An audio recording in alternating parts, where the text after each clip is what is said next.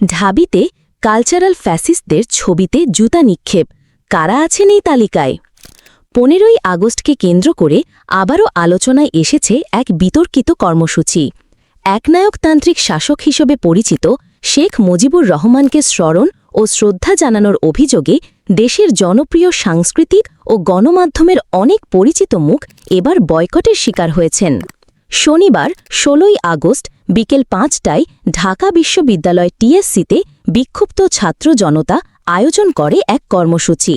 এই আয়োজনের পোস্টারে লেখা কালচারাল ফ্যাসিস্টদের বয়কট করুন এবং শহীদের রক্তকে তাচ্ছিল্য করে গণহত্যার পক্ষে বৈধতা উৎপাদন করে এদের চিনে রাখুন।